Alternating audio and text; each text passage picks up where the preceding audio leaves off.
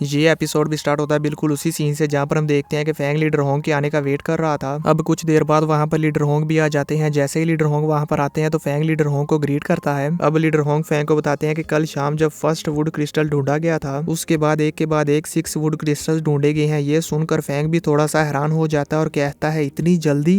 ये सुनकर leader Hong Fang से कहते हैं ये जो तुमने 3 वुड क्रिस्टल्स ढूंढे हैं ये अब तक की सबसे फास्ट और बड़ी डिस्कवरीज में से एक है। अब फैंग वो तीनों वुड क्रिस्टल्स बाहर निकालता है और लीडर होंग को दे देता है। तो ये देखकर लीडर होंग फैंग से कहते हैं रूल्स के अकॉर्डिंग इन तीनों वुड क्रिस्टल्स में से 60% हिस्सा तुम्हारा है। अगर हम इन तीनों वुड क्रिस्टल्स का 60% निकाले तो वो 1.8 पीसेस बनता है। पर अब क्योंकि हम इन वुड क्रिस्टल्स को तोड़ नहीं सकते इसलिए इनमें से ये 2 वुड क्रिस्टल्स तुम्हारे हैं और ये एक हमारे एक्सट्रीम मार्शल हॉल का है। ये सुनकर फैंग भी खुश हो जाता है और कहता है ठीक है हॉल मास्टर। अब लीडर होंग फैंग से कहते हैं ये वुड क्रिस्टल काफी ज्यादा कीमती है इसलिए हो सकता है कि दूसरे वॉरियर्स तुमसे इन्हें छीनने के लिए तुम पर अटैक करें और तुम्हारे साथ फाइट करें। अगर ऐसा हो तो तुम उनसे फाइट करने से पहले ही उन्हें बता देना कि तुमने ये तीनों वुड क्रिस्टल्स मुझे दे दिए हैं और मैं भी ये न्यूज पब्लिक कर दूंगा कि मैंने तुमसे तीनों वुड क्रिस्टल्स ले लिए हैं ताकि कोई और वॉरियर तुम पर अटैक करके इन्हें तुमसे छीनने की कोशिश ना करे। और जब उन्हें ये मालूम होगा कि ये तीनों वुड क्रिस्टल्स मेरे पास हैं इसलिए वो तुम पर अटैक करने की हिम्मत भी नहीं करेंगे और ना ही तुम्हारे साथ कोई इशू क्रिएट करने की हिम्मत करेंगे। अब क्योंकि तुम्हारी स्ट्रेंथ पहले से काफी अच्छी हो गई है और तुम्हारी पावर भी काफी बढ़ गई है, लेकिन अगर बाकी एल्डर्स मिलकर एक टीम बना लेते हैं और फिर तुम पर अटैक करते हैं तो तुम्हारे लिए भी उनका सामना कर पाना बहुत ही ज्यादा मुश्किल होगा। ये सुनकर फैंग भी थोड़ा सा परेशान हो जाता है और फिर सोचने लगता है कि बेशक मेरा कॉन्ड्रिल अटैक काफी ज्यादा डेंजरस और डिस्ट्रक्टिव है लेकिन मैं इसे सिर्फ एक टाइम पर एक ही अटैक कर सकता हूँ। और अगर कभी ऐसा होता है जैसा कि लीडर होंग बोल रहे हैं कि कई सारे एल्डर्स मिलकर एक टीम बना ले और फिर मुझ पर अटैक करें तो फिर मेरे लिए उनका सामना कर पाना और उनसे जिंदा बच पाना काफी ज्यादा मुश्किल है। और मेरी बॉडी भी अभी बाकी सभी एल्डर से काफी वीक है, यानी कि मेरी बॉडी इतनी स्ट्रॉन्ग नहीं है कि मैं उन सब के अटैक्स को झेल पाऊं। अगर ऐसा हो गया जैसा कि मैं सोच रहा हूं तो ये मेरे लिए बहुत ही ज्यादा खतरनाक होगा। फैंग अभी ये सब सोच ही रहा था कि तभी लीडर होंग फैंग से कहते हैं तुम ज्यादा टेंशन मत लो और आगे बढ़ते रहो और इन वुड क्रिस्टल्स को ढूंढते रहो। अभी की सिचुएशन और इन वुड क्रिस्टल्स की डिस्कवरीज को देखते हुए मुझे ऐसा लगता है कि इस मिस्ट आइलैंड के अंडरग्राउंड में बहुत सारे वुड क्रिस्टल छुपे हुए हैं। ये सुनकर फैंग कहता है जी हाँ लीडर। और ये कहने के बाद लीडर होंग वहाँ से चले जाते हैं। अब हम फैंग को देखते हैं जो कि वहाँ से फिर से वुड क्रिस्टल्स को ढूंढने के लिए चला जाता है। व्यू चेंज होता है और हम मिस्ट आइलैंड पर मौजूद मिलिट्री की बेस को देखते हैं, जिसके बाद हम बेस के कंट्रोल रूम का व्यू देखते हैं जहाँ पर कमांडर लाओली आते हैं और वहाँ पर मौजूद सोल्जर से सिचुएशन के बारे में पूछते हैं। तो वहाँ पर मौजूद वो सोल्जर उन्हें सारी सिचुएशन के बारे में बताने लगता है कि कल रात 10:56 PM पर फर्स्ट वुड क्रिस्टल ढूंढा गया था जिसे अर्थ ड्रैगन मॉन्स्टर ने खा लिया था और उसे खाने के बाद वो अर्थ ड्रैगन मॉन्स्टर किंग में ट्रांसफॉर्म हो गया था और फिर वहाँ अंडरग्राउंड में तबाही मचाने लगा था। पर तभी वहाँ पर लीडर होंग भी चले गए थे और उन्होंने उस अर्थ ड्रैगन किंग मॉन्स्टर को किल कर दिया था। और फिर उसके ठीक 1 घंटे बाद दूसरा वुड क्रिस्टल भी ढूंढ लिया गया था और उसके आधे घंटे बाद तीसरा वुड क्रिस्टल भी ढूंढा गया था। और ये थर्ड वुड क्रिस्टल वो था जिसे लीडर होंग ने उस अर्थ ड्रैगन मॉन्स्टर किंग से बचाकर एशियन वॉरियर को दिया था। लेकिन उसके ठीक आधे घंटे बाद एक यूरोप वॉरियर ने उस एशियन वॉरियर को पकड़ लिया और उसे किल करके उससे वो वुड क्रिस्टल ले लिया। और फिर इसके 1 या 2 घंटे बाद फोर्थ वुड क्रिस्टल ढूंढा गया जो कि अमेरिकन वॉरियर ने ढूंढा था। पर तभी वहाँ पर सोवियत के वॉरियर भी आ गए और वो भी इस वुड क्रिस्टल को हासिल करना चाहते थे।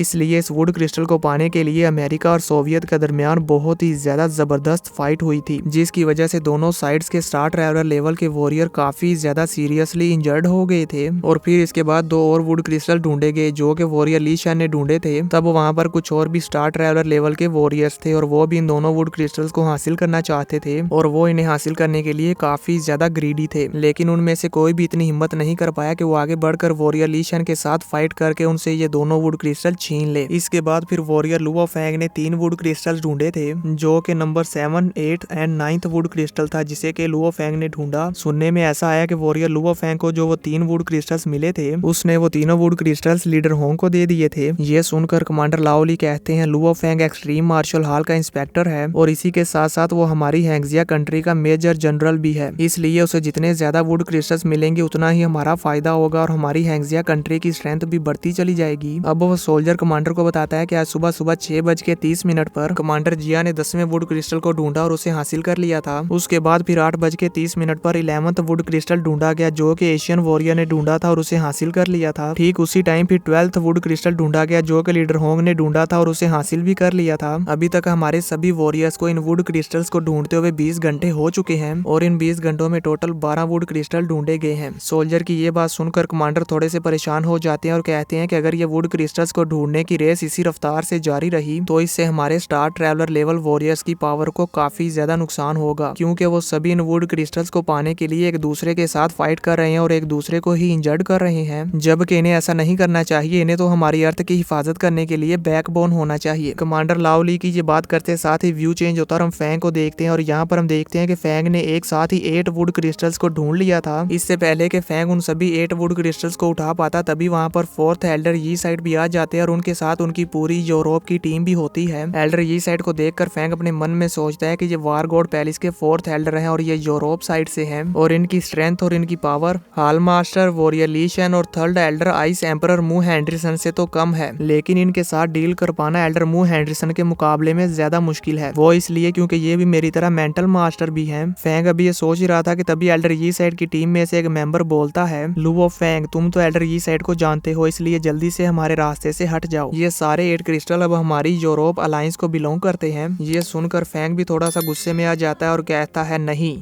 ये सारे वुड क्रिस्टल मेरे एक्सट्रीम मार्शल हॉल को बिलोंग करते हैं। ये सुनकर एल्डर यी साइड के उस टीम मेंबर को काफी ज्यादा गुस्सा आ जाता है और वो कहता है, तुम तो ये भी नहीं जानते कि तुम्हारे लिए अच्छा और बुरा क्या है। और ये कहने के बाद वो काफी ज्यादा स्पीड के साथ फैंग पर अटैक करने के लिए आगे बढ़ता है। ये देखकर फैंग अपने हेवनली फॉरबिडन शटल के फ्लाइंग नाइफ्स को यूज करता है और उस वॉरियर को हवा में ही अटैक करके एक झटके में ही उसे मार देता है। एल्डर यी साइड के उस वॉरियर के मर जाने के बाद एल्डर यी साइड कहते हैं, बहुत अच्छे लुओ फैंग, तुम्हारा ये मेंटल वेपन तो काफी अच्छा है, लेकिन ये वो अटैक नहीं है जिससे तुमने ली याओ को किल किया था। और अभी तक मैंने तुम्हें जितनी भी बार अटैक करते हुए देखा है तो मैंने तुम्हारे मेंटल वेपन में एक यूनिक अटैक पैटर्न को नोटिस किया है। एल्डर यी साइड की ये बात सुनकर फैंग शॉक हो जाता है और कहता है, इन्होंने अपने एक वॉरियर को इस्तेमाल किया सिर्फ मेरे हेवनली फॉरबिडन शटल के अटैक को एनालाइज करने के लिए। अब हम एल्डर यी साइड को देखते हैं जो कि फाइट के लिए रेडी हो जाते हैं और अपने सभी फ्लाइंग वेपन्स को बाहर निकाल लेते हैं। ये देखकर फैंग कहता है, वार गॉड पैलेस के 4th एल्डर यी साइड वाकई ही बहुत ज्यादा चालाक हैं। अब फैंग भी अपने सभी फ्लाइंग नाइफ्स को बाहर निकाल लेता है और एल्डर यी साइड के साथ फाइट करने के लिए रेडी हो जाता है। इसी के साथ ये एपिसोड खत्म हो जाता है। तो दोस्तों, आप सबको क्या लगता है कि एल्डर यी साइड और लुओ फैंग के दरमियान होने वाली बैटल में कौन जीतेगा? मुझे नीचे कमेंट करके जरूर बताना।